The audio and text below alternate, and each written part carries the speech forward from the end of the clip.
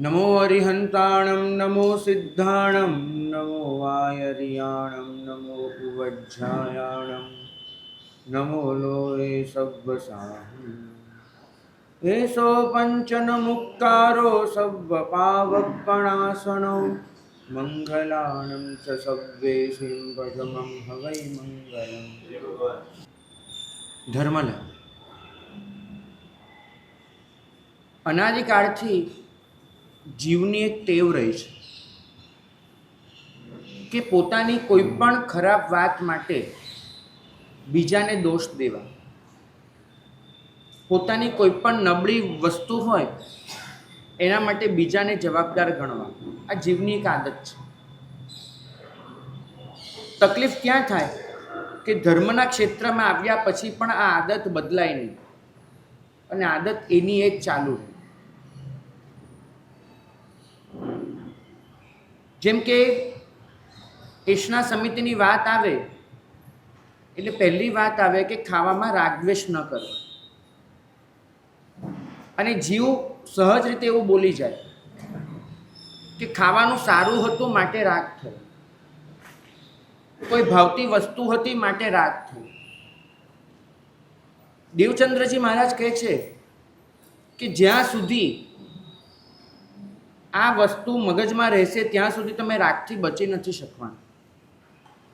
ખાવાનું સારું હતું માટે રાગ થયો, આ સ્થૂળ સત્ય છે। મારી અંદર અશુદ્ધ પરિણતિ હતી માટે રાગ થયો, આ પરમ સત્ય છે।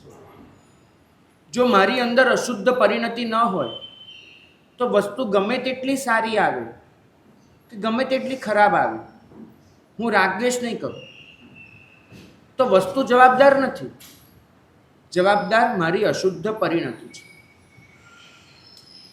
તો આપણે જેનાથી રાગ થાય છે એવા પદાર્થોથી દૂર રહેવાની મહેનત તો કરીએ આઈમ્બિલ વગેરે દ્વારા, પરંતુ એની સાથે એ પણ ધ્યાન આપીએ કે મારી અંદર જે અશુદ્ધ પરિણતિ છે એ પરિણતિને હું કઈ રીતે બદલી શકું, એ પરિણતિને હું કઈ રીતે દૂર કરી શકું।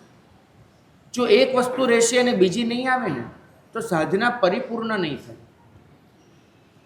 ભાવતી વસ્તુને છોડવી એ જેટલી જરૂરી છે એટલું જરૂરી એ પણ છે કે વસ્તુ માટેનો જે લગાવ હતો એને પણ ખતમ કરો।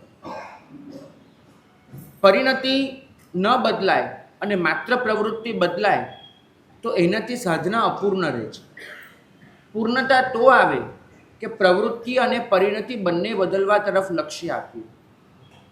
કેટલાક માર્ગો એવા છે જે માત્ર પરિણતિની વાત કરે છે ને પ્રવૃત્તિ બદલવાની નથી કરતા, એ માર્ગમાં ગમે તેટલા અનુયાયી જતા હોય તો પણ એ મૂળ માર્ગ નહીં કહેવાય। અને એની સામે જે લોકો માત્ર પ્રવૃત્તિ બદલવાની વાત કરે છે અને પરિણતિ પર ધ્યાન નથી આપતા, એમનો આ વ્યવહાર માર્ગ એ વ્યવહારાભાસ બનીને ઊભો રહે છે। તો સાધકે તો બંને પર ધ્યાન આપવું પડશે અને હંમેશા સમિતિની વાત હોય, ગુપ્તિની વાત હોય કે કંઈ પણ વાત હોય, બંનેને સાથે રાખીને એના અર્થઘટન સમજવા પડશે। તો 42 દોષ નિર્દોષ આહાર લેવો એ પ્રવૃત્તિથી એશના સમિતિ થઈ, પરંતુ પોતાની આહાર પ્રત્યેની કે દુનિયાના કોઈ પણ પ્રકારના પૂતગલ પ્રત્યેની આસક્તિ અને પૂતગલ છોડવી અને પૂતગલ લેતા પહેલાં એ પૂતગલ પ્રભુની આજ્ઞા મુજબના છે કે નહીં એ નક્કી કરવું અને પ્રભુ આજ્ઞાથી વિરુદ્ધ પૂતગલ સાથે કામ પાડવાની અંદરની જે પરિણતિ હતી એને બદલવી એ એશના સમિતિ ગણાશે પરિણતિની અપેક્ષા। ભાગ્યશાળી બહુ મહત્વની વાત સમજવા જેવી છે કે સાધુએ આહાર લેવાનો છે, શ્રાવકે આહાર લેવાનો છે તો કેવી રીતે લેવાનો છે। રોહકની કથા બહુ જાણીતી છે, એ કથાનો એક અંશ અહીંયા વાપરી શકાય એવો છે। રોહકના ગામમાં રાજાએ એક બકરી મોકલાવી છે અને ગામવાસીઓને આદેશ આપ્યો છે કે તમારે આ બકરીનું પાલન પોષણ કરવાનું છે ને બકરીને ખવડાવી પીવડાવવાની છે, સાજી રાખવાની છે। ગામવાળાને આની સામે તો પ્રોબ્લેમ ન હોય, રાજાની બકરી ગામ ખવડાવી શકે, પણ સાથે એક શરત કરી છે કે બકરીનું વજન કરીને મોકલાવી છે। અને તમારે મહિના પછી આ બકરી જ્યારે અમને પાછી આપો ત્યારે એટલા જ વજનની બકરી પાછી આપવાની છે. ન એનું વજન વધવું જોઈએ, ન ઘટવું જોઈએ. હવે ગામ લોકો એને ખવડાવવાનું બંધ કરી દે તો વજન ઘટી જાય, ગામ લોકો જો ખવડાવે તો વજન વધી જાય. કરવું શું? બહુ મૂંઝવણમાં ગામવાસીઓ પડી ગયા છે. અને એવી વખતે રોહક એક સરસ ઉપાય શોધી કાઢે છે કે બકરીને પિંજરામાં પૂરો અને આખો દિવસ બકરીને જોઈએ એટલું ખવડાવો. ગામવાળા કે ભલા પણ આમાં તો બકરી તગડી થઈ જશે, આપણે કરશું શું? તો કેમ નહીં, પિંજરું 2 ખાનાવાળું બનાવો. એક ખાનામાં બકરીને રાખવાની અને એક ખાનામાં વાઘને રાખવાનું, બીજા ખાનામાં વાઘને મૂકવાનું. અને બંને વચ્ચેની જે દિવાલ છે એ દિવાલ પારદર્શક રાખવાની, 2 ખાના વચ્ચેની. અને પેલો વાઘ એ બકરીને જુએ, વાઘને ભૂખ્યો રાખવાનો. એટલે સતત બકરી તરફ આકર્ષિત થયા કરે, એના પર તરાપ મારે, એની સામે ઘુરઘુરાયા કરે, આ ચાલુ રહે. અને સામે દિવાલ એટલી મજબૂત હોય કે વાઘ એ તોડીને આ બાજુ ન આવી શકે, પણ બકરીને વાઘ દેખાયા કરે. તો બકરી એવા 2 વસ્તુ જોવાની, એક એની સામે જે ખાવા માટેનો ટોપલો પડ્યો છે જેમાં હંમેશા નવું નવું આવે જ જાય છે, અને બીજું નજર સામે વાઘ છે કે જે ગમે ત્યારે એની પર તૂટી પડવાનો છે, કેમ કે સતત એ કરે છે. વાઘ જ્યારે ઘુરકાટ કરે ત્યારે બરાબર અવાજ આવે, દિવાલ ધ્રુજે, એવો બંદોબસ્ત કરવાનો. હવે મને કહેજો કે બકરીનું વજન વધશે કે ઘટશે? ખાઈને જેટલું વધારશે ને એટલું પેલા ડરના માર્યા ચિંતામાં ઘટી જશે. આ એશના સમિતિનું પરફેક્ટ ઉદાહરણ છે. સાદું આહાર લે તો કેટલો લે? આ કેટલાનો જવાબ શાસ્ત્રમાં બહુ સરસ રીતે અપાયો છે કે જેનાથી વધે નહીં કે ઘટે નહીં. એની જે શક્તિ છે ક્રિયા માર્ગ આરાધવાની, શ્રમણ જીવનની, એ શક્તિ સચવાવી જોઈએ. એટલો ઓછો નથી લેવાનો આહાર કે એની ઇન્દ્રિયો નબળી પડી જાય, એના યોગો નબળા પડી જાય, એ સંયમ જીવનનું પાલન જ ન કરી શકે. એટલો ઓછો આહાર પણ નથી લેવાનો. તો એની સામે એટલો વધારે પણ નથી લેવાનો કે જેના લીધે એની શક્તિ એટલી વધી જાય કે શક્તિને ક્યાંક વેડફવી પડે. તો શું કરવાનું? તો પ્રભુ આજ્ઞાનો વાઘ નજર સામે રાખો. ઉદાહરણ એ રીતે જોજો કે ભાઈ પ્રભુની આજ્ઞા નહીં પાડીએ અને એના વગરનો આહાર લઈશું તો દુર્ગતિ નક્કી છે. તો પ્રભુ આજ્ઞાનો વાઘ નજર સામે રાખવાનો અને 42 દોષ રહિત પેલો જે ખાવાનું હતું એનો ટોપલો રાખવાનો. સાધુ આ રીતે વાપરે. દરેક કોળીએ વિચાર હોય કે પ્રભુની આજ્ઞા શું કહે છે. પરિણામ એ આવે, એનો કોળિયો એને જરૂર વગરની તાકાત નહીં આપે. એનો કોળિયો પ્રભુનું વરદાન બનીને અંદર ઉતરશે. એશના સમિતિ એટલું જ શીખવાડે છે કે તમારે જે આહાર લેવાનો છે એમાં અહિંસા પાલન મુખ્ય કારણ છે, શમન જીવનની આરાધના મુખ્ય કારણ છે. તનુ અશક્ત જીવ લક્કડી. શરીર અશક્ત થયું હોય અને તમે લાકડી લઈને ચાલો તો લાકડીનો આનંદ હોય ખરો? કે મારે લાકડી લઈને ચાલવાનું છે, લાકડીનો આનંદ હોય નહીં. છતાંય લાકડીને છોડી દો છો? નહીં, કેમ કે ચાલવા માટે લાકડી જોઈશે. તો ચાલવા માટે જેમ લાકડીની જરૂરત, તનુ અશક્ત જીવ લક્કડી, એ જ રીતે સાધુ હોય કે શ્રાવક હોય, આ સૃષ્ટિ પાસેથી કેટલા પૂતગલનું ગ્રહણ કરે? તો એટલા પૂતગલનું કે જેટલું ચાલવા માટે, જીવન નિર્વાહ માટે જરૂરી. એનો આનંદ ન હોય લાકડીનો, એમ પૂતગલ લીધાનો આનંદ ન હોય, માત્ર એનો સ્વીકાર હોય કે જીવન નિર્વાહ માટે આટલા પૂતગલ છે. ભાગ્યશાળી. જ્યારે અમને શાસ્ત્રમાં કહેવામાં આવે છે કે એક ભત્તમ ચ ભોયણમ, સાધુનું ભોજન કેવું હોય? તો એક ભત્ત હોય. બહુ મજાની વાત છે. એનો એક સ્થૂળ અર્થ એવો થાય છે કે સાધુ નિત્ય એકાસ ના કરે, 24 કલાકે એકવાર આહાર લઈ લે અને પોતાનો નિર્વાહ કરી દે. આ તો એનો એક અર્થ તો જાણીતો છે, એક ભત્તમ ચ ભોયણમ. પણ શાસ્ત્રકાર ભગવંતોએ આના અર્થઘટનમાં કમાલ કરી છે. એ કહે છે કે એક ભત્તમ ચ ભોયણમ એટલે શું? કે સાધુ જ્યારે વાપરવા બેસે ત્યારે માત્ર ઔદારિક પૂતગલો જ લેશે, કાર્મણ પૂતગલો નહીં લે. વાપરતા વાપરતા જો રાગદ્વેષ થાય તો મેં 2 આહાર એક સાથે કર્યા. એક તો ખાવાનું મોઢામાં ગયું, એ ઔદારિક પૂતગલનું બનેલું હતું, અને એ રાગદ્વેષના કારણે મેં કર્મ વર્ગના પણ ભેગી કરી, કાર્મણ પૂતગલો પણ લીધા. એટલે એક સાથે મેં 2 આહાર કર્યા. એક આહાર કર્યો ઔદારિક પૂતગલનો, એક આહાર કર્યો કાર્મણ પૂતગલનો. સાધુ એક સાથે 2 વસ્તુ તો કેમ ખાય? 2 નહીં ખાવાનું. એને માત્ર વાપરવાના ઔદારિક પૂતગલો, કાર્મણ પૂતગલોનો આહાર નહીં કરવાનો. ઇટ મીન્સ કે સાધુ જ્યારે વાપરશે ત્યારે રાગદ્વેષ વગર વાપરશે.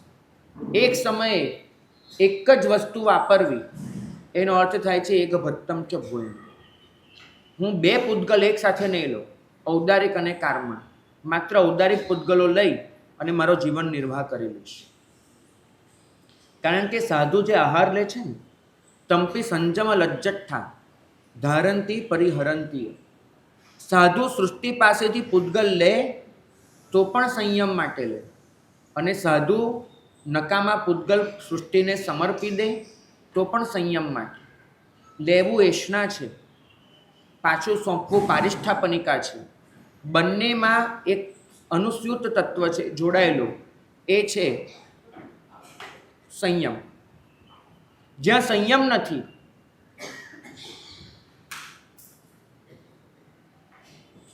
ત્યાં આગળ આ સમિતિ હોવાનો કોઈ ચાન્સ નથી.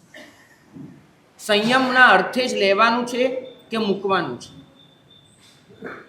જ્યારે ગોચરી જઈએ ત્યારે સાધુની અવસ્થા કેવી હોય? જ્યારે એને આહાર મળે છે ત્યારે ગોચરી ગયા છે, નિર્દોષ ગોચરીની ગવેષણામાં કેટલું બધું ફર્યા છે, છતાંય જેનાથી નિર્વાહ થાય એટલો નિર્દોષ આહાર હજુ મળ્યો નથી. તો સાધુ જ્યારે પહેલી વાર આહાર મળે ત્યારે એ આહાર સામે જ્યારે જુએ કે આ મને ખપતો આહાર મળ્યો, ત્યારે કેવી રીતે લે? એમ કહેવાયું છે કે સાધુ જ્યારે પહેલો આહાર મળે ને ત્યારે એવી રીતે લે જે ભાવથી દાદા આદિનાથે ઇક્ષુ રસ ભોર્યો હતો 14 મહિના પછી. દેવચંદ્રજી મહારાજે એના માટે 4 શબ્દ વાપર્યા: નિરાગી, બળભાગી, અસંભ્રાંત, અમૂર્છિત. સાધુને પહેલો આહાર મળે છે અને એનું ગ્રહણ કરે છે ત્યારે પણ આ 4 વિશેષણ સાથે હોય. પહેલું તો નિરાગી સમજાય છે કે જ્યારે વહોરે છે ને, દુનિયા આખી જ્યારે ભિક્ષા લેવા જાય ત્યારે એનો એક જ પ્રશ્ન હોય. ધારો કે સંત છે તો કે માલિકની રજા વગરનું નથી લેવું, મને માલિક જે આપે એ જ લેવું છે. રજા વગરનું લઉં એ ચોરી કહેવાશે, મારે એ નથી લેવું. બરાબર? એટલે દુનિયા હંમેશા એક જ વસ્તુ જુએ કે માલિક રજા આપીને આપે છે. બરાબર? એ રીતે ભિક્ષાચર્યા થતી હોય. જ્યારે અહીં તો માત્ર સ્વામી અદત્ત નથી જોવાનું, એની સાથે જોવાનું છે જીવ અદત્ત પણ. જે વસ્તુ ઓરાવાઈ રહી છે એ વસ્તુ તૈયાર થઈ એમાં જે જીવોનો સંહાર થયો, એ સંહાર મારા નિમિત્તે તો નથી થયો ને. જો એ સંહાર મારા નિમિત્તે થાય તો એ જીવ અદત્ત થયું. કેમ કે જીવે તો રજા નથી આપી કે મને મારી નાખો ને મારો આહાર કરો. જીવે તો રજા નથી આપી, તો એ આહાર હું કરું તે જીવ અદત્ત કહેવાશે. તો સાધુનો આ પ્રશ્ન હોય કે જીવ અદત્ત તો નથી ને, જે વસ્તુ છે એ સચિત્ત તો નથી ને. અમે સચિત્ત ન લઈએ એનું મુખ્ય કારણ આ છે કે એ જીવની અમને રજા નથી. જીવ વહ્યો જાય સહજ રીતે પછી અમે ગ્રહણ કરી શકીએ છીએ. અને એનાથી એ મોટો પ્રશ્ન હોય તીર્થંકર અદત્ત. સ્વામીએ તો રજા આપી દીધી, વસ્તુ અચિત્ત છે, પણ તીર્થંકરે આ ઓરવાની રજા આપી છે? તીર્થંકર એમ કહે છે કે આ લેવાશે. જ્યારે આખી દુનિયા એક જ વિચાર કરે કે માલિકની મરજી છે કે નહીં, સાધુ ઓરતી વખતે વિચાર કરે કે પ્રભુની મરજી છે કે નહીં. માલિક તો આપનાર છે, પ્રભુ એની છૂટ આપી છે. અને એની પછી ચોથું આવે કે પ્રભુએ તો એક વ્યાપક છૂટ આપી હતી, મારા ગુરુએ છૂટ આપી છે આ બોરવાની. કેમ કે દેશકાળ પ્રમાણે ગુરુએ સમાચારીમાં કેટલાય પરિવર્તનો લાવ્યા હોય તો એ પ્રમાણે આ વસ્તુ ખપે છે. આ 4 પરીક્ષામાંથી પસાર થાય પછી આહાર વહોરાય એ નિરાગીપણું છે. કારણ કે જ્યારે રાગ દશામાં માણસ હોય છે ત્યારે પ્રવૃત્તિ કરતા પહેલાં એ વિચાર નથી કરતો. વિચાર વગરનું વર્તન રાગ દશા છે, વિચારપૂર્વકનું વર્તન એ નિરાગતા છે. જ્યારે માણસ રાગમાં ડૂબેલો હોય છે ને ત્યારે હંમેશા તપાસજો એનું વર્તન એ વિચાર વગરનું હશે. એ વિચાર કરવા તૈયાર નહીં હોય અને કરી નાખશે કામ. અને એ જ માણસ જ્યારે વિચારપૂર્વક કામ કરશે ત્યારે નિરાગ દશામાં આવશે. કારણ કે વિચારમાં 4 વસ્તુ હશે: સ્વામી અદત્ત, જીવ અદત્ત, તીર્થંકર અદત્ત, ગુરુ અદત્ત. આ ચારેયને સાચવીને પૂતગલો લેવા, માત્ર આહાર નહીં. કોઈ પણ પૂતગલ એ ચારેયને સાચવીને લેવા તો સમજવાનું કે એ પ્રભુની આજ્ઞા મુજબ લીધેલું એ એશના સમિતિથી. આજે તમારામાંના કેટલાય લોકો એવા હશે કે જ્યારે તમે અમને વહોરાવવા માટે બધા ઉપકરણો લઈને આવો ને ત્યારે ઘણી વખત ચિંતા થાય કે આ ઉપકરણ લઈને આવ્યા કે અધિકરણ લઈને આવ્યા. બહુ મોટો પ્રશ્ન છે. તમને ખબર છે કોઈ પણ દિવસ સાધુ આગળ કાતર લઈને વહોરાવા ન જવું, કેમ કે અધિકરણ છે. આવા જે શસ્ત્ર હોય એ લઈને ન જવાય. તમને કદાચ નવાઈ લાગશે કે સાધુથી એક કાતર ખોવાઈ જાય તો કદાચ એક સામાન્ય કક્ષાએ કહું છું, પછી તો ગુરુ નક્કી કરે, પણ ઓછામાં ઓછું એને 15 ઉપવાસ કે 30 ઉપવાસનું પ્રાયશ્ચિત્ત આવતું. કારણ કે કાતર એક એવી વસ્તુ છે કે જો કોઈના હાથમાં જશે અને એનાથી એ કેટલીય હિંસા કરી શકશે. તો આવા અધિકરણો એ સાધુની નિશ્રાય જેટલા ઓછા હોય ને એટલું સારું, કેમ કે એ ક્યાંક ને ક્યાંક પાપનું કારણ બની શકે છે.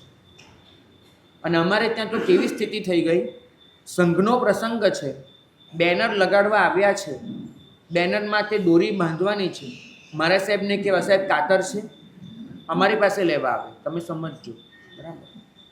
આનો મતલબ શું થયો? અધિકરણની લેવડ દેવડથી. તમે લોકો વૈયાવચ ખાતામાં જે વસ્તુઓ રાખો છો અને જે અમને વહોરાવા આવો છો એમાંનું ઘણું બધું અધિકરણ સ્વરૂપે હોય છે. મને ખબર છે કે અમારે ત્યાં પરંપરા હતી, જે મારી દીક્ષા વખતે મેં જોયેલી, માત્ર 25-27 વર્ષ પહેલાંની વાત કરું, કે નેલ કટર પણ જો શ્રાવકે આપવાનું હોય ને તો પહેલાં વડીલ ગુરુ ભગવંત આગળ જાય અને જઈને પૂછે કે સાહેબ ખરેખર આપને નેલ કટરની જરૂર છે? કારણ કે સમુદાય વચ્ચે એક નેલ કટર થઈ રહે. જો આપને ખરેખર જરૂર લાગતી હોય તો બીજું અર્પણ કરીએ, બાકી ન કરીએ. આવી વસ્તુ સહજ રીતે તો મળે જ નહીં. આજે તો કોઈ નાનો સાધુ પણ વૈયાવચ ખાતામાં જતો રહેશે કે તમારે વહોરાવા આવ્યા નથી તો નીલ કટર જેવા અધિકરણો સહજ રીતે એના હાથમાં આવી જશે. જ્યારે આ ખરેખર એક માન્ય પરંપરા હતી કે અધિકરણ કોઈ પણ દિવસ શ્રાવક આપે નહીં, અને જો આપવું પડે તો એ આપતા પહેલાં 1000 જાતની ચોકસાઈ કરે. મુખ્ય કારણ એ છે કે તમે તો આપનાર છો, પણ મારે એ વિચારવાનું છે કે પ્રભુની આજ્ઞા મુજબનું છે. આ બહુ મહત્ત્વનો પ્રશ્ન છે. એટલા માટે જ હંમેશા અમે કહેતા હોઈએ કે વૈયાવચ ખાતા છે ને એ કોઈ સંઘની શોભા નથી, ક્યારે પણ એ શોભા ન ગણાય વૈયાવચ ખાતું. કારણ કે વૈયાવચ ખાતું એ લગભગ એવું બનતું હોય છે કે સાધુનો મોહ વધારવામાં, સાધુની મૂર્છા વધારવામાં કારણ બને છે. બરાબર? માફ કરજો, હું કોઈ સંઘના ચોક્કસ વૈયાવચ ખાતા માટે વાત નથી કરી રહ્યો, પરંતુ અમારા વડીલ હોય કે અન્ય સમુદાયના વડીલો, એમને ક્યારેય વૈયાવચ ખાતાને પ્રોત્સાહન નહોતું આપ્યું. કારણ એટલું હતું કે શ્રાવકના એક એના નિયમમાં લખેલું છે કે સાધુને પૂછતો હોય કે સાહેબ આપને ખપ હોય એવું આપ અમને જાણ કરો, પણ પછી જ્યારે સાધુ ભગવાન પોતાનો ખપ જણાવે ને એમાં વચ્ચે એક મર્યાદા રહે કે આ ખપે ન ખપે એની મર્યાદા રહે. ઘણી બધી વાડો રહે. અને મનુષ્યનું મન છે, વસ્તુ જોઈને એને જરૂરિયાત મનમાં ઊભી થાય એવા પૂરેપૂરા ચાન્સીસ છે. ઘણી બધી વખત શું હોય છે કે વૈયાવચ ખાતાની વસ્તુઓ જોઈએ ને એમાંથી અમને યાદ આવે કે હા આ રાખીએ તો સારું, આ લઈ લઈએ તો સારું. જ્યારે વસ્તુ નજર સામે હોય જ નહીં, અમે બજારમાં તો જઈએ નહીં, વસ્તુ નજર સામે હોય નહીં, તો ઘણી બધી વાતો એમને એમ સચવાઈ જતી. તો આ વસ્તુ યાદ રાખવી કે સાધુને હંમેશા એ જ લેવાનો હક છે કે જેની તીર્થંકર પ્રભુએ છૂટ આપી છે. એ એના સિવાયનો હક સાધુને મળતો નથી. બીજી વસ્તુ એ છે કે જ્યારે તમે તમારા હાથે વહોરાવો છો ને, બહુ મહત્ત્વની વાત યાદ રાખજો, તમે તમારા હાથે વહોરાવો છો ત્યારે એની સાથે એક ભાવના સંકળાય છે કે આ ઉપકરણ જે સાધુના હાથમાં જાય, તમને તો ખબર ન હોય, તમે તો ગુરુને આપ્યું, ગુરુ કોઈ પણ સાધુને વહેંચી દેશે, પણ જેના હાથમાં જાય એનું સંયમ પાલન શુદ્ધ થાય, એની ચારિત્રની પરિણતિ નિર્મળ થાય. આ ઉપકરણ દ્વારા એ વધુમાં વધુ જય ના પાડે, સંયમની આરાધના કરે, અને મને પણ આ ભવમાં કે ભવાંતરમાં ચારિત્ર ઉદયમાં આવે. આ બધી જ ભાવના તમારા હાથે વહોરાવવામાં જોડાયેલી હોય છે. બરાબર? આ વસ્તુ જ્યારે તમે માત્ર વૈયાવજ ખાતામાં પૈસા આપી દો અને પોતાના હાથે વહોરાવો નહીં, ત્યાં ભાવના આખી ખતમ થઈ જાય છે. બરાબર? પછી તો એક વ્યક્તિ આપનાર છે ને લેનાર છે, એનાથી પૂરું થઈ જાય. એશના સમિતિની વાત આવી છે, ખાસ મારે કહેવાનું એક ઘટના જે વારંવાર કહેતો હોઉં છું, આજે પણ કહીશ કે એશના સમિતિ સાધુના જીવનમાં કયો ફરક પાડી શકે છે. ભાગ્યશાળી, અમારે એક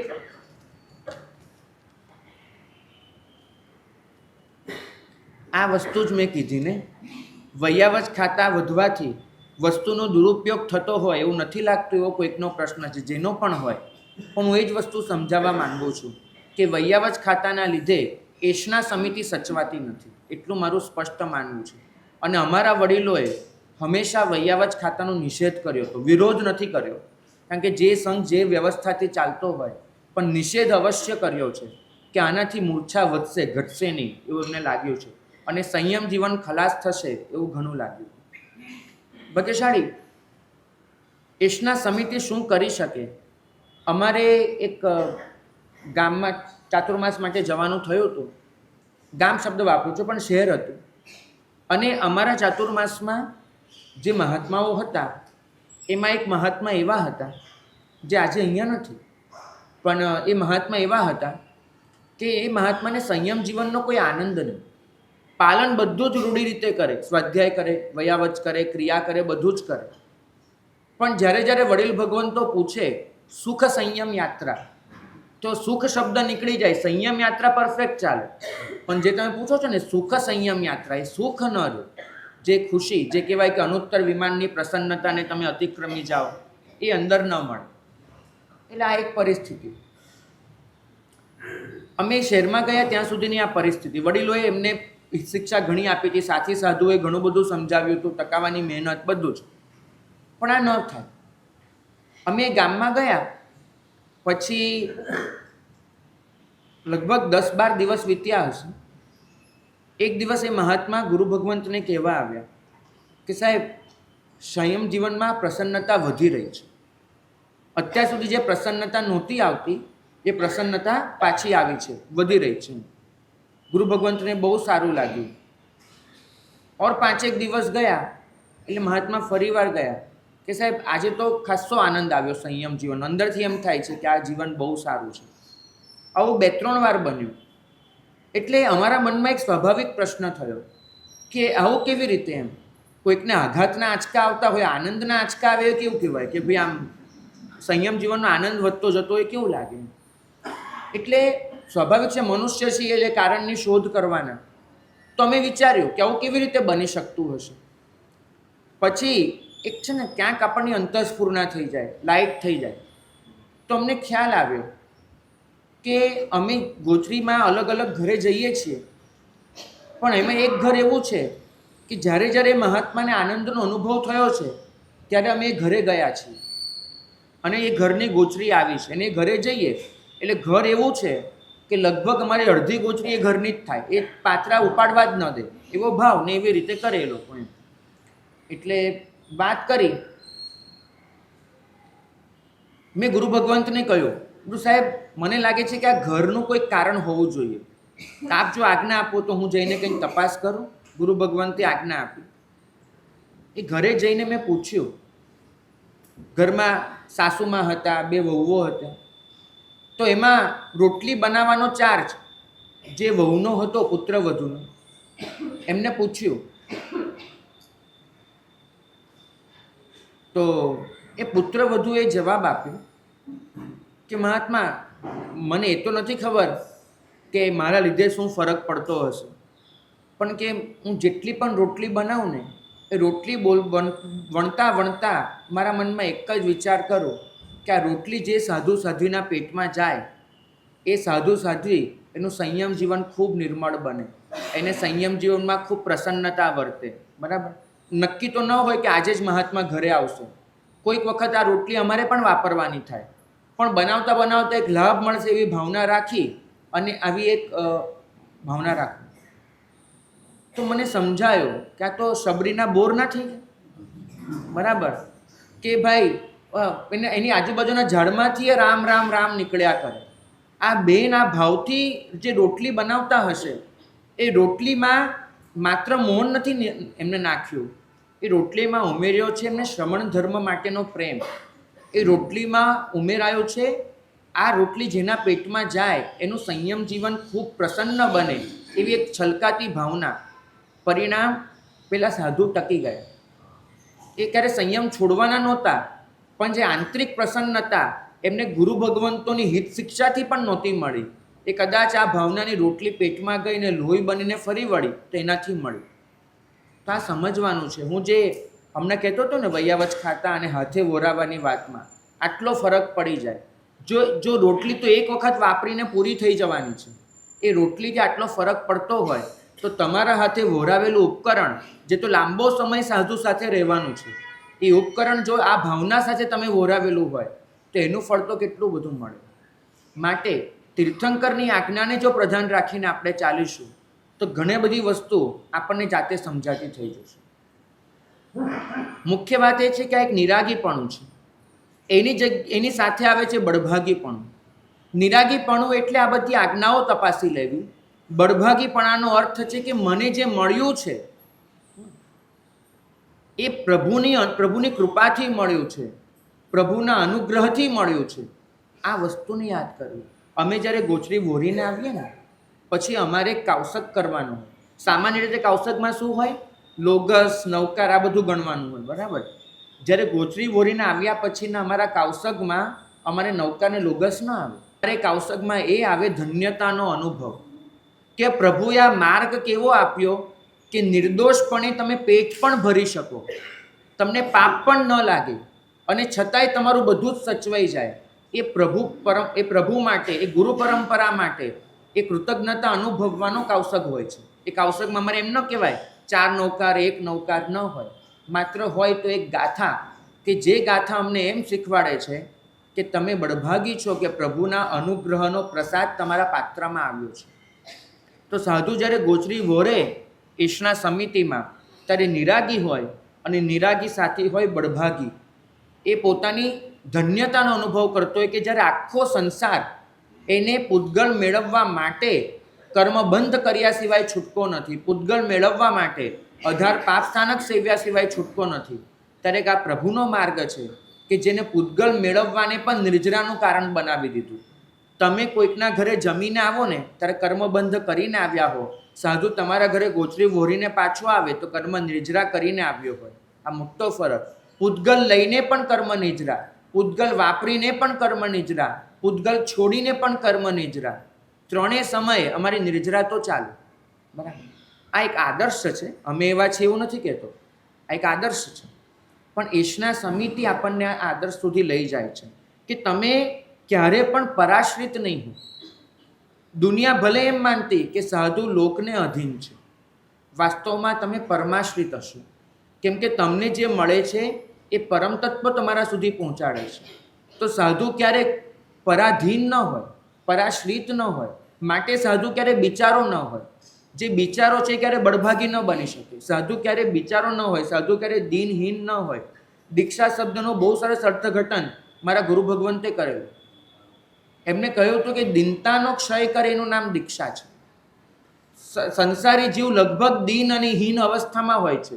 એ જ્યાંને ત્યાં હાથ લંબાવે છે, જ્યાંને ત્યાં માથું નમાવી દે છે, એ દીન હોય છે. આ ન મળ્યું, આ છૂટવાઈ ગયું, આમ ન થયું, બધી જ દીનતા.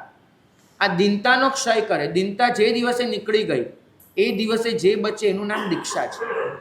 તો એ દીનતાનો ક્ષય કેમ થાય છે? કેમ કે સાધુ દરેક ક્ષણે પ્રભુના અનુગ્રહનો અનુભવ કરે એ બળભાગી હોય.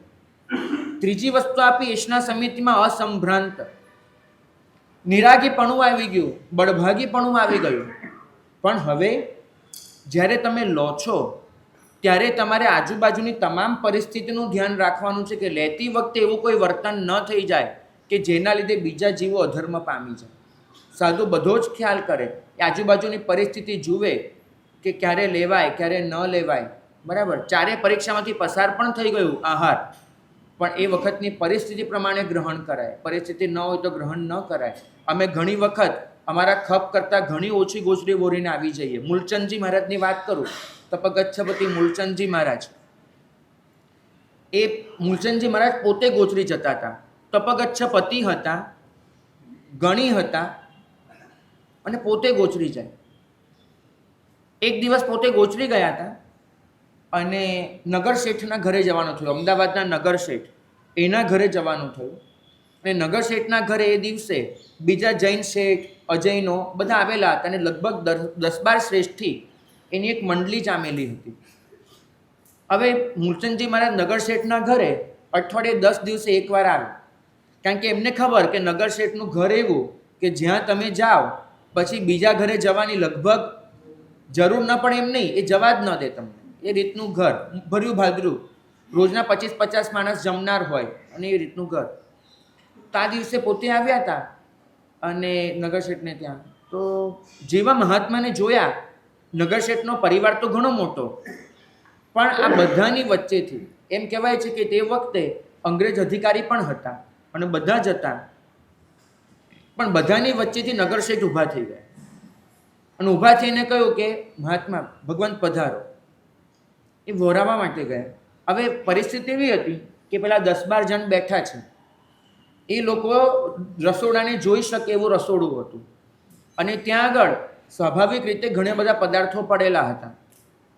નગર શેઠે ખૂબ આગ્રહ કર્યો. મૂલચંદજી મહારાજ એ દિવસે માત્ર મીઠું વોરીને નીકળી ગયા, માત્ર બલમણ વોરી અને નીકળી ગયા, કાંઈ જ ન વોર્યું. નગર શેઠ રડી પડ્યા, એના સાવિકા રડી પડ્યા, બધાએ બધું કીધું, પણ બલમણ સિવાય કાંઈ ન વોર્યું અને નીકળી ગયા. બપોરે નગર શેઠ વિનંતી કરાવે કે સાહેબ કંઈ અપરાધ થયો મારાથી કે ખાલી બલમણ, બીજું કાંઈ જ નહીં એમ. ત્યારે મૂલચંદજી મહારાજે કીધું કે નગર શેઠ, મારે અને તમારે જૈન ધર્મની લાજ સાચવવાની હતી. જે પહેલા લોકો આવ્યા હતા કે રોજે તમારા ઘરે આવતા નથી, વર્ષે દિવસે એક વખત તમારા ઘરે આવ્યા હશે. હવે એ લોકોને તો ખબર નથી કે હું તમારા ઘરે 10-15 દિવસે એકવાર આવું છું. એ તમને આવી રીતે વહોરાવતા જુએ, પાત્રમાં બધા રસકસવાળા પદાર્થો મૂકતા જુએ, જાત જાતની વાનગીઓ વહોરાવતા જુએ, તો એ બધાના મનમાં એક જ વાત આવે કે આ સાધુનો ધંધો તો બહુ સારો ભાઈ, નહીં કમાવાનું નહીં ધમાવાનું, નગર શેઠના ઘરે ઊભા રહેવાનું અને આ બધું લઈને જવાનું. બરાબર, એ કે ભાઈ મારો અનુપયોગ જૈન ધર્મની નિંદા બને, એટલા માટે આ વખતે સમજીને મેં હું માત્ર બલમણ વોરીને નીકળી ગયો. તો આ છે અસંભ્રાંતતા. તમે સતત જાગૃત હો કે તમારા વોરવાની કોઈના પર કંઈ અસર નથી થતી ને. પદાર્થો બધા જ ખપે એવા હતા, કેમ કે આધા કર્મ તો હતું જ નહીં. નગર શેઠનું ઘર ભર્યું ભાદર્યું હતું, માટે આટલા પદાર્થો બનેલા હતા, આટલા મહેમાનો આવેલા હતા, બધું જ હતું. પણ એક સોચ, વ્યવહાર માર્ગની સોચ કે લોકોના મન આવું વિચારી શકે છે, માટે મારે બલમણ લઈને નીકળી જવું જોઈએ. નગર શેઠ બલમણ લીધું એટલે તમારું અપમાન પણ ન થયું કે તમારા ઘરે મેં કશું વોર્યું નહીં. બાકી લોકો એમ સમજી લે કે આ સાધુઓ તો જુઓ, આવા નગર શેઠના ઘરે પણ કશું નથી વોરતા, નગર શેઠમાં કંઈ ધર્મ ભાવના જ નહીં હોય. હું ફટાક કરતો એટલે ન નીકળી ગયો કે તમારી ધર્મ ભાવનાના પણ એ લોકોને દર્શન થાય, એટલે મેં 5 મિનિટ તમને વિનંતી પણ કરવા દીધી કે જેથી એ લોકો સમજે કે સાધુને કઈ રીતે વોરાવાય, સાધુ માટે આવા નગર શેઠના દિલમાં પણ કેવો આદરભાવ હોય છે, જૈન ધર્મ કેટલો મહાન છે, આ બધું પણ એ લોકોને સમજાય. એટલા માટે મેં તમને વિનંતી પણ કરવા દીધી, દરવાજેથી પાછો ન વળી ગયો. બલમણ લઈને તમારી ભાવનાએ સાચવી લીધી, પણ બીજું બધું ન લેવાનું કારણ જૈન ધર્મની લઘુતા ન થવા દેવાય, એ મારું કારણ હતું. તો આ છે અસંભ્રાંતતા, કે તમે નિરાગી પણ હો, તમે બળભાગી પણ હો, તમે અસંભ્રાંત પણ હો. અને ચોથું છે અમૂર્છિત. એ પદાર્થ જ્યારે વાપરવા બેસીએ ત્યારે સ્વાભાવિક રીતે શ્રાવકો છે ને, જ્યારે વોરાવે છે ને ત્યારે આહાર નથી વોરાવતા, પોતાનું દિલ વોરાવે છે. સૌથી સારામાં સારું શ્રાવક વહોરાવતા હોય, સૌથી સારામાં સારું પોતાના ઘરમાં હોય એ સાધુને આપતા હોય. ખંભાતની એક વાત છે હું ક્યારેય નહીં ભૂલું. હું મુમુક્ષુપણામાં હતો. એક દિવસ ગુરુ ભગવંતે મને એક ઘરે જમવા માટે મોકલ્યો, બરાબર, સાધર્મિક ભક્તિ માટે. જે ઘરે ગયો એ ઘરે 3 છોકરા અને હું ચોથો. પેલા 3 છોકરા શેરીમાં રમતા હતા. વેકેશનનો સમય હતો માટે ગુરુ ભગવંત સાથે હતો. હવે એ ઘરે હું જમવા બેઠો તો પેલા બહેન છે એમને મને એક વાટકીમાં રસ આપ્યો. મેં રસ વાપર્યો, પણ હવે મારી એ સમયે ટેવ એવી કે 2-3 વાટકી તો એમને એમ જતી રહે રસની. એમ એક વાટકી રસ એટલે તો કંઈ, એ તો શરૂઆત થઈ, ઓલું તો થાય નહીં એમ. તો પણ બીજી વાટકી આવી જ નહીં. એક વાટકી રસ, એનાથી મારે ચલાવી લેવું પડ્યું. એટલે થોડુંક મગજ એવું. તો ગુરુ ભગવંત પાસે આવે. ગુરુ ભગવંતે પૂછ્યું કે કેવું રહ્યું વાપરવાનું, આમ તેમ. તો આમ હું કોઈ ફરિયાદ ન કરું, પણ એ કેરીનો રસ એવી બાબત કે એમાં ફરિયાદ થઈ ગઈ મારાથી. તો સાહેબ હવે આ ઘર તો કેવું સાહેબ, એક આટલી નાની વાટકી આપી અને પછી પૂરું કરી નાખ્યું. હવે ત્યારે બધા બેઠા હતા એટલે એની વચ્ચે ગુરુ ભગવંતે કંઈ મને જવાબ નહીં દીધો, બરાબર. પછી સાંજે એમને મને બોલાવ્યો. એ ખંભાતના ઉપાશ્રયની ઘટના છે. મને બોલાવ્યો, બધા સાધુ હતા. બધાની વચ્ચે મને એમને સમજાવ્યું. મને કે બેટા તને એક વસ્તુ કહું, જે ઘરવાળા આજે તને ખૂબ વિનંતી કરીને લઈ ગયા હતા એ લોકોની આર્થિક સ્થિતિ એટલી સારી નથી. અને એમના 3 છોકરા, જેમ તને રસ પીવાનું મન થાય ને એમ એના 3 છોકરાને રસ પીવાનું ખૂબ મન થતું હોય. પણ મા બાપ તો ક્યારેય રસ પીતા જ નથી. 3 છોકરાઓ જીદ બહુ કરે એટલે એમના ઘરે માત્ર 1 વાટકી જેટલો જ રસ નીકળતો હોય છે, જેમાં એ લોકો 3 ગણું પાણી નાખી અને પેલા બાળકોને વપરાવી દેતા હોય છે, બરાબર, એ રસમાં પાણી નાખીને. આજે માએ પોતાના સગા 3 દીકરાના મોઢે તાળું મારી અને 3 દીકરાના ભાગનો રસ તને પીવડાવી દીધો છે, કેમ કે એ તને મુમુક્ષુ ગણે છે, તને દીક્ષાર્થી ગણે છે, તને તારા માટે બહુમાન. બેટા ક્યારેક તને એ લાગણી સમજાય છે કે 3 દીકરા તારા પછી જ્યારે જમવા આવ્યા હશે ત્યારે રસ કરી મૂક્યો હશે એ લોકોએ, અને મા એમને પીરસી શકી નહીં હોય અને 3નો રસ તને વપરાવી દીધો હશે, ત્યારે માએ કઈ વેદના વેઠી હશે, માનું વાત્સલ્ય એ કેટલું, એને જવાબ માંગ્યા હશે, માએ કઈ રીતે પેલા બાળકોને પટાવ્યા હશે, સમજાવ્યા હશે. આ કશું તને સમજાય છે? એક વાટકી રસની ફરિયાદ કરવી સહેલી છે, પણ એ વાટકી રસ કોઈએ પોતાના લોહીનો આપ્યો છે એ સમજવું અઘરું છે. તે દિવસથી મને સમજાયું કે શ્રાવક શ્રાવિકા જ્યારે વહોરાવે છે ને એ કંઈ રસોઈ નથી વહોરાવતા, પોતાનું દિલ વહોરાવે છે, પોતાનું લોહી વહોરાવે છે. અને આ જે વસ્તુ છે એ એટલા માટે વહોરાવી છે કે એ લોકોને મારા માટે આદરભાવ નથી, સાધુ માટે નથી આદરભાવ, આ વેશ માટે છે. સાધુ તો ગમે તેવો હોય, શું જાણો, બરાબર. હું અંદરથી કયા ગૂંઠાણે છું એ તમને કંઈ ખબર છે? એ તો કેવળ જ્ઞાની જાણતા હોય. કદાચ થોડું ઘણું જાણું તો હું મારો આત્મા જાણી શકે, તમે તો કેમ જાણવાનું છે? પણ તમે વહોરાવો છો આ વેશની લાજ રાખીને. તમને બહુમાન છે, આ વેશ માટે બહુમાન છે, માટે તમે વહોરાવતા હો છો. તો ભાગ્યશાળી એ વેશ માટે જે મળ્યું એ તમે કયા ભાવથી આપ્યું છે કે આ સંયમ જીવનને અર્પણ છે, બરાબર. હવે હું જ્યારે વાપરવા બેસું, આ દેવચંદજી મહારાજ પ્રશ્ન પૂછે છે કે તમે જ્યારે વાપરવા બેસો અને તમે એમાં રાગ દ્વેષ કરી નાખો અને જે શ્રાવકે જે ભાવનાથી વહોરાયું છે એ ભાવનાને તમે ન્યાય ન આપી શકો તો તમે ગુનેગાર કહેવાઓ કે ન કહેવાઓ, બરાબર. ભાગ્યશાળી તમને જરૂર હોય, તમે તકલીફમાં હો અને કોઈએ તમને તકલીફમાંથી બહાર કાઢવા માટે 10,000 રૂપિયા આપ્યા કે જા ભાઈ ચલ 10,000 આપ્યા, ઘરનું ભાડું ભરી દે અને ઘર ટકાવી દે, અને તમે 10,000 અહીંયા જઈને લોટરીની ટિકિટમાં વાપરી નાખો તો તમે ગુનેગાર કહેવાઓ કે ન કહેવાઓ, બરાબર. જે હેતુથી તમને મળ્યા હતા એ હેતુ તો તમે સાચવ્યો જ નહીં. તો એ જ રીતે જ્યારે તમે અમને આહાર આપો તો કયા ભાવથી આપો છો? શ્રમણ જીવનમાં સહાયક બને એ ભાવથી.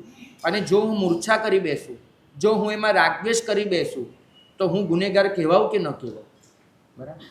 ભાગ્યશાળી ચોથું માટે વિશેષણ મૂક્યું છે અમૂર્છિત. સાધુ નિરાગી પણ હોય, સાધુ બળભાગી પણ હોય. નિરાગી હોવાથી શાસ્ત્ર આજ્ઞાનું પાલન કરી શકશે, બળભાગી હોવાથી આ જે આહાર આવ્યો છે પરમ તત્વનો અનુગ્રહ છે સમજી શકશે, અસંભ્રાંત હોવાથી એ પરિસ્થિતિને જોઈ શકશે કેટલું લેવાય કેટલું ન લેવાય, અમૂર્છિત હોવાથી વાપરતી વખતે પણ એમાં રાગદ્વેષ નહીં કરે. આ ચારેય તબક્કામાંથી પસાર થાય ને ત્યારે ઈષ્ણા સમિતિ સિદ્ધ થશે. એ સિવાય ઈષ્ણા સમિતિ સિદ્ધ નથી થવાની. મળે તો સંયમ વૃદ્ધિ, ન મળે તો તપોવૃદ્ધિ. બરાબર. પણ ભાગ્યશાળી સંયમ અને તપ એ લક્ષ્યમાં બેઠેલા હોવા જોઈએ. એક વાત કરું કે પરમ તત્વની લાગણી કેટલી હોઈ શકે. કોઈક માણસ સંયમ જીવનને કેટલો સમર્પિત હોઈ શકે. ગોચરી વોરતી જતી વખતે આમ આપણને કદાચ આમ રોમાંચિત કરી દે ને એવી ઘટના શોભન મુનિની છે. ગોચરી ગયા છે, ગોચરી વોરતા વોરતા એક ઘરે પહોંચ્યા. હજુ સુધી નિર્દોષ આહાર મળ્યો નથી. મહાત્માને એવો નિયમ છે કે એક ઘરે ગોચરી મળી જાય તો બીજા ઘરે નહીં જવાનું, પાછા આવી જવાનું. વોરવા ગયા. જે ઘરમાં પ્રવેશ કર્યો એ ઘરમાં શ્રાવક છે ને એને મહાત્માની આંખો જોઈ. એમને જોયું કે આ મહાત્મા ધર્મલાપ બોલ્યા, ઘરે આવ્યા, બધું જ બરાબર, પણ મહાત્મા અહીંયા હાજર નથી. આ ભગવંત અહીંયા હાજર નથી, કશેક ખોવાયેલા છે. અને આમને આમ તો શું થશે, કોઈને કોઈ નુકસાન કરી બેસશે. હું કશેક ખોવાયેલો હોઉં અને પછી આ બધું કામ કરું તો ક્યાંક ને ક્યાંક કંઈક શરીરને બીજા ત્રીજા કશાને બી નુકસાન કરી બેસું. અને કદાચ શ્રાવકને થયું કે હમણાં ગુરુને તો ખબર પણ નહીં હોય કે આ ભગવંત ક્યાં ખોવાયેલા રહે છે. તો ગુરુ ભગવંત સુધી આ સંદેશો પહોંચાડવો છે કે તમે જે સાધુને વોરવા મોકલ્યા છે એ સાધુ ભગવંત ખાલી પોતાના પૂરતું જ વોરવા આવ્યા હતા, એ ક્યાંક ખોવાયેલા હોય છે. આ ગુરુ ભગવાન સુધી સંદેશો કેમ પહોંચાડવો, શું કરવું, એના માટે કંઈક રસ્તો શોધવો પડે. એટલે પેલા શ્રાવકે એક મસ્ત રસ્તો શોધી લીધો. ત્યાં રોટલી મૂકેલી હતી, બરાબર. હવે રોટલી છે એ રોટલીની ઉપર પેલું ઢાંકણું વાસેલું હતું. પવન બહુ આવતો હતો, ઢાંકણું વારે વારે ઉડી જતું હતું. તો ઢાંકણા પર એક નાનો પથ્થરો મૂકેલો હતો કે ઢાંકણું ઉડી ન જાય. અને પેલા શ્રાવકને થયું કે એના ગુરુને સંદેશો પહોંચાડવો છે, આ મહાત્માને પણ કંઈક શીખ આપવાની જરૂર લાગે છે. તો એને મહાત્માના પાત્રમાં પેલો પથ્થરો જ મૂકી દીધો. પથ્થરો સાહેબ વાપરજો એમ કહીને પથ્થરો મૂકી દીધો. અને પેલા શોભન મુનિ ધનપાલના ભાઈ એને કાંઈ જ ખબર નહીં, કંઈ જ ખબર નહીં. એને તો બસ એટલું જ થયું કે આ કંઈક વજન આવી ગયું પાત્રમાં, થઈ ગયું હશે, આટલું જ વજન રોજે હોય છે ગોચરીનું, લઈને પાછા. જોવાની એ તમાની કે પોતાને જે વિનંતી કરી છે એના કરતાં કંઈક જુદું મૂકવામાં આવ્યું છે, પથ્થરો. ગુરુ પાસે ગયા. અમારે છે ને એ જમાનામાં એવો નિયમ હતો કે દરેક જણ ગોચરી લઈને આવે, ગુરુ પાસે જઈને પાત્રું કાઢીને દેખાડે. તો એમને પોતાનું પાથરું કાઢ્યું. બધા સાધુઓ પણ સાથે ઊભા છે, બધા ગોચરી જઈને આવેલા. ગુરુએ પાત્રમાં નજર કરી તો પથ્થરો પડ્યો હતો. અલા પણ શું વળીને આવ્યા ભાઈ તમે? એ તો હબક ખાઈ ગયા. ક્યાંથી વોર્યું આ? કોઈ શ્રાવક કંઈ પથ્થરો તો જાણી જોઈને ન વોરાવે. શ્રાવકને બોલાવો. શ્રાવકને બોલાવ્યા. શ્રાવકે વિનંતી કરી કે સાહેબ પથ્થરો એટલે મૂકવો પડ્યો કે મારે આપને જણાવવું હતું કે મહાત્મા ક્યાંક ખોવાયેલા છે. અને આ ખોવાયેલા બનીને ગોચરી વાપરશે ને તો લોહી નહીં બને, એનું શક્તિ નહીં બને, મહાત્માની તબિયત ન બગડે એટલે પથ્થરો મૂકવો પડ્યો. હવે આપ એને પૂછો કે ક્યાં ખોવાયેલા છે. અને શોભન મુનિએ જવાબ આપ્યો. ગુરુએ પૂછ્યું ત્યારે કે સાહેબ તીર્થંકર ભગવંત 24/24 તીર્થંકર, એની સ્તુતિ રચવાનું બહુ મન થયું હતું. આખો દિવસ તો સ્વાધ્યાય ચાલતો હોય, નવું નવું ભણવાનું, અર્થો સમજવાના, વાંચના પૃષ્ઠના પરાવર્તના, આ બધું ચાલતું હોય, એમાં રચનાનો સમય ન મળે. અને મારે સ્તુતિ બનાવવી હતી એટલે ગોચરી જાઉં ત્યારે મનમાં એ ચાલતું હોય, નવા નવા શબ્દોને બધું. તો સાહેબ એટલે આવું થયું છે. ગુરુ ભગવંતે શિખામણ આપી, સ્વસ્થ કર્યા. પણ એ જે શોભન મુનિ છે એમની રચેલી શોભન સ્તુતિ નામની 24 સ્તુતિઓ આજે લગભગ બધા જ સાધુ સાધ્વી બોલતા હશે અને એનો એ ગોપતા હશે. મારે એ કહેવું છે કે આહારમાં કોઈ પણ પ્રકારની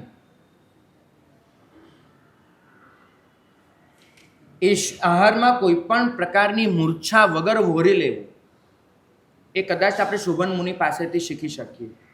અહીંયા જ્યારે 10 વૈકાલિકના પહેલા અધ્યયનમાં સાધુની આહારચર્યા માટે ગોચરી શબ્દ વપરાયો છે. તો ત્યાં ચોખવટ કરી છે કે ગોચરી શબ્દ કેમ વપરાયો, બીજો કોઈ શબ્દ નહીં, ને ગોચરી કેમ? દિગંબરોમાં આજે એને ગોચરી નથી કહેતા. દિગંબરો પોતાની આહારચર્યા એને માધુ કરી હતી, બરાબર. જ્યારે અમે લોકો શું કહીશું? ગોચરી. ગોચરી કેમ? તો દશવૈકાલિકના જ પહેલા અધ્યયનમાં એક બહુ સરસ કથા આપી છે.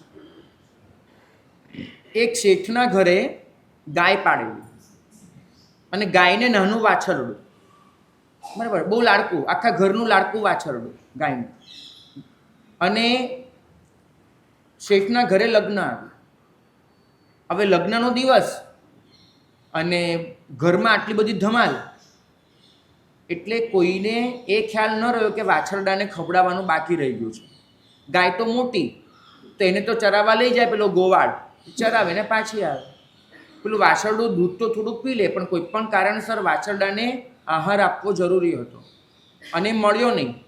એટલે બિચારું વાછરડું છે ભૂખું ભૂખું રહી ગયું. 3 દિવસ ભૂખ્યું રહ્યું, એકદમ પેલું તો કરમાઈ ગયું, ચીમડાઈ ગયું બિચારું. ચોથે દિવસે શેઠ ઝરૂખી ઊભા અને એમની નજર પડી કે પેલું વાછરડું આવી રીતે છે. હવે એમને તરત પાછળ નજર કરી કે કોઈને મોકલું કે ફટાફટ ખાવાનું આપી આવો, બરાબર. શેઠની એવી હાલત નહોતી કે બહુ ઝડપથી ચાલી શકે ને જઈ શકે. તેને પાછળ નજર કરી તો 2 દી પહેલાં પરણીને આવેલી પેલી પુત્રવધુ એ જ પાછળ દેખાય. હવે પુત્રવધુના ઘરે પણ ગાય વાછરડા તો હોય, એટલે શેઠે પેલી પુત્રવધુને કહ્યું કે બેટા જાઓ ને, આ વાછરડાને ખવડાવી આવો ને. પુત્રવધુએ કીધું કે જી પિતાજી હું જાઉં. પુત્રવધુ ગઈ, પણ હવે નવી પરણેલી આવેલી પુત્રવધુ, તો આજે તો એને ગામમાં બધાના ઘરે મુલાકાત લેવા જવાનું હતું. એવો એક રિવાજ હોય કે બધે જાય, કરે, આશીર્વાદ લે, પાય લાગણ જે કહેવાય તે પ્રકારનું. તો એને બધે જવાનું હતું. તો હવે એને વસ્ત્રો એવા પહેરેલા, શણગાર એવો સજેલો, નવી નવી પરણેલી આવેલી, રૂપે ગુણે બધી રીતે સુંદર સ્ત્રી હતી ને પાછું આટલો શણગાર ને બધું, બરાબર, અત્તર વગેરે છાંટેલું, આ મહક મહક થાય. એ પહેલાં વાછરડાને ખવડાવવા દો. તો એને વાછરડા આગળ પેલી ટોપલો મૂક્યો અને ટોપલામાં એને ઘાસ વગેરે નાખ્યું, અને વાછરડું તો 3 દિવસનું ભૂખ્યું, તો પેલા ઘાસ પર રીતસરનું તૂટી પડ્યું. બસ આ ઘટના અહીંયા સ્ટોપ કરી દે છે જ્ઞાની ભગવંતો. અને એક પ્રશ્ન પૂછે છે કે વાછરડું જ્યારે પેલી ટોપલીમાંથી ઓલું ગ્રહણ કરે, ઘાસ ખાય, ત્યારે એની નજર પેલી સ્ત્રી તરફ હોય ખરી? એ સ્ત્રીએ કેવા કપડાં પહેર્યા, કેવો શણગાર સજ્યો, સ્ત્રીનું રૂપ કેવું છે, સ્ત્રીની વય કઈ છે, બરાબર, આવું કશું જ એના ધ્યાનમાં હોય? આગળ પાછળની બીજી કોઈ વાત એના ધ્યાનમાં આવે નહીં. એનું લક્ષ્ય ક્યાં હોય? માત્ર ને માત્ર. બસ એ જ રીતે એ વાછરડું અમારા માટે આદર્શ બની ગયું. માટે ગો શબ્દ આવ્યો. ગો એટલે વાછરડું, ગાય, અને ચરી એટલે વાછરડાએ જે રીતે ખાધું એ ચરી, બરાબર, ગાયને ચારો આપ્યો ને એ રીતે. માટે ગોચરી શબ્દ આવ્યો કે સાધુ વોરવા જાય ત્યારે તમારા ઘરમાં તો 1000 જાતના પાપના સાધનો હોય, પણ સાધુની એના પર નજર ન હોય. કોણ વોરાવે છે, એ બેનની ઉંમર કઈ છે, એ શ્રાવકની ઉંમર કઈ છે, કેવા કપડાં છે, કેવા શણગાર છે, કેવું રૂપ છે, વગેરે વગેરે કોઈ પણ બાબત તરફ સાધુનું લક્ષ્ય ન હોય. એનું તો એક જ લક્ષ્ય હોય કે પ્રભુની આજ્ઞા પ્રમાણે ગોચરીનું ગ્રહણ કરવું છે અને નીકળી જવું છે. જો સાધુ આટલી નિર્લેપતાથી, આટલી નિસ્પૃહતાથી વહોરી શકે તો એને કહેવાય ગોચરી. વાછરડાની નજર આહારના પદાર્થ તરફ હોય, સાધુની નજર એને જે જોઈએ છે એના દ્વારા પોતાના શ્રમણ ધર્મની જે સહાય કરી લેવાની છે, બસ એટલી જ હોય. પૂજ્યપાદ યશો વિજય સુરી મહારાજ, એમને પૂછવામાં આવ્યું હતું કે સાધક એટલે શું? આ જવાબ એમને અષ્ટપ્રવચન માતાની સજ્જાઈના વિવેચનમાં પણ લખ્યો છે. પણ આ પ્રશ્ન મેં એમને પોતે પૂછેલો કે સાહેબ સાધક એટલે શું? જ્યારે જિંદગીમાં પહેલી વાર મળ્યો ત્યારે એમને વંદન કરવાનો યોગ થયો. ભગવંતે બહુ સરસ જવાબ આપેલો કે સહજ તરફ, સહજ અવસ્થા તરફ મીટ માંડીને બેઠેલું વ્યક્તિત્વ, એનું નામ સાધક. સાધકને હંમેશા લક્ષ્યમાં એક જ વસ્તુ હોય, પોતાની સહજ અવસ્થા. એની મીટ હંમેશા ત્યાં જ માંડેલી હોય. તમને ખબર છે ને પેલું મહાભારતમાં ઓલી એક પંખી અને ડાળ પર એક પંખી મૂકેલું છે અને પંખીને વિંધવાનું છે, એવું કંઈક વાત છે, બરાબર. પંખી નિર્જીવ છે એટલે વિંધવાનું શબ્દ હું બોલી શકું છું. પંખીની આંખ વિંધવાની હોય છે અને પહેલાં દુર્યોધનને બોલાવવામાં આવે છે, ભીમને બોલાવવામાં આવે, યુધિષ્ઠિરને બોલાવવામાં આવે અને બધાને શું પૂછવામાં આવે છે? તમને શું દેખાય છે? અને બધાને શું દેખાતું હોય છે? ઘણું બધું, ઘણું જ બધું. અને અર્જુનને પૂછવામાં આવે છે તને શું દેખાય છે? તો અર્જુન કયો શબ્દ આપે છે? મને આંખ દેખાય છે, બીજું કાંઈ છે. અર્જુન જે શબ્દ બોલ્યો ને એ એશના સમિતિએ નીકળેલા સાધુનો શબ્દ છે. સાધુને આહાર સિવાય બીજું કાંઈ જ ન દેખાય. એનું લક્ષ્ય માત્ર ને માત્ર આહારમાં હોય. અને માત્ર આહાર શું કામ?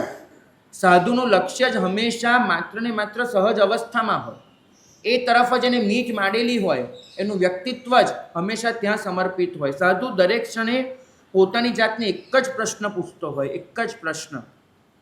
માટે સમિતિમાં હોય, માટે સમિત હોય કે આ કરવું મારા માટે યોગ્ય છે, આ એક જ પ્રશ્ન. ભાગ્યશાળી સાધુએ છે ને સતત એ તપાસતા રહેવાનું છે કે ક્યાંય પણ પૂતગલ સાથે કામ પાડતા મારી આસક્તિ તો વધી નથી જતી. પૂતગલ 1000 પ્રકારના આવે એનો વાંધો નથી, આસક્તિ એક પણ પ્રકારની ન આવવી જોઈએ. અને સાધુ સતત પોતાની જાતને આ પ્રશ્ન પૂછતો રહે કે મારી આસક્તિ તો વધી નથી રહી. એ વધે એ ક્ષણે સાધુ એ પૂતગલથી પોતાની જાતને અળગી કરી નાખે અથવા તો એ પરિણતિને ખલાસ કરી નાખે. ભાગ્યશાળી તમે જાણો છો કે હેમચંદ્રાચાર્ય ભગવંત જેવા પોતે રાજસભામાં પધારે, આટલા બધાની વચ્ચે પધારે અને છતાંય કયા વસ્ત્ર પહેરીને આવતા હતા? પહેલા પંડિતોએ રાજસભામાં કહ્યું કે પાટણના ગોવાળિયા જેવા વસ્ત્ર નથી પહેરતા ને એવા વસ્ત્ર તો આ તારા ગુરુ પહેરીને આવે છે. કુમારપાળને સંભળાવ્યું હતું કે તું એમ કે મારા ગુરુ 18 દેશનો રાજા ભાઈ અને તારા ગુરુ એવા કપડાં પહેરીને આવે કે જે પાટણના ગોવાળિયા નથી પહેરતા, આ કપડાં તારા ગુરુ પહેરે. અને એક ક્ષણે કુમારપાળે જવાબ કયો આપ્યો હતો કે 18 દેશનું સામ્રાજ્ય એના પગમાં મૂકવા તૈયાર છું, પણ સ્વીકારે તો ને. ભાગ્યશાળી આ સાધુતા છે કે એ પૂતગલની શોભા સાથે પોતાની જાતને નહીં જોડે.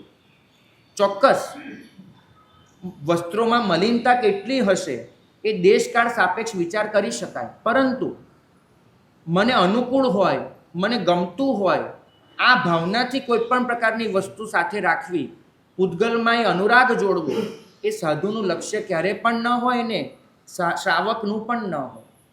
જે ક્ષણે તમને એમ લાગે છે કે આ વસ્તુ આસક્તિનું કારણ બની રહી છે, એ ક્ષણે છોડી દેવાનું. સાધુ હંમેશા 2 માપદંડમાં હોય, એક સ્વ માટે અને બીજું પર માટે. સ્વ માટેનો માપદંડ છે અત્યંત કઠોરતા અને પર માટેનો માપદંડ છે અત્યંત કોમળતા.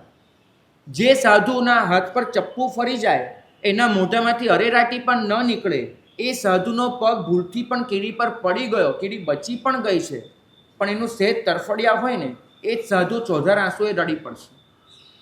અનેકાંતવાદની આ ચરમ સીમા છે. આનાથી ઉપર કોઈ અનેકાંતવાદ હોઈ ન શકે કે જાત માટે તમે એટલા કઠોર હો કે કોઈ ચામડી લેવા આવે તો એ ઉતારવા માટે તૈયાર હો. પેલા ખંદક મુનિએ કહી દીધું હતું, કહો તીમાં રહીએ ભાયા રે. ભાઈ તને કોઈ તકલીફ ન પડે એવી રીતે ઊભો રહો. અને એ જ ખંદક મુનિના પગ નીચે ધારો કે કોઈ કીડી કચડાઈ ગયો તો ખંદક મુનિ શું કરે? અરે ચામડી ઉતારવા તૈયાર બેઠો છું, તે શું કર્યું એવું કે નહીં. એ ત્યાં અત્યંત કોમળ હોય. તો સ્વ માટે કઠોરતા અને પર માટે કોમળતા, આ બંનેનો સમન્વય થાય ત્યારે જીવનમાં જે પ્રગટે ને એનું નામ સમિતિ છે. તમે સ્વ માટે કઠોર હો, કંઈ પણ સહન કરવાને તૈયાર હો, પણ પરનું નાનકડું પણ દુઃખ એ તમે સહન ન કરી શકો, એને કહેવામાં આવે છે અનુકંપા. અનુકંપાનો અર્થ સમજજો. કંપન એટલે ધ્રુજવું, કંપન એટલે તરફડિયા, કંપન એટલે પીડા. તમે જ્યારે વેદનામાં હો ત્યારે તમારું શરીર લપકારા મારતું હોય, તમારું શરીર કંપન અનુભવતું હોય, અને તમારી વેદના જો મારી વેદના બને તો સમજવું એ અનુકંપા થઈ. કંપનની પાછળ આવેલું કંપન એ અનુકંપા છે. સાધુ સંવેદનશીલ હોય, સાધુ સહનશીલ હોય, બંનેને એક સાથે સાચવી શકે. જાત માટેનો વિચાર આવે ત્યાં સહનશીલતા એની જાગતી હોય, પરનો વિચાર આવે ત્યાં સંવેદનશીલતા જાગતી હોય. આ સહનશીલતા અને સંવેદનશીલતા બંનેને એકસાથે સાચવીને ચાલીએ એ જ મંગલ કામના.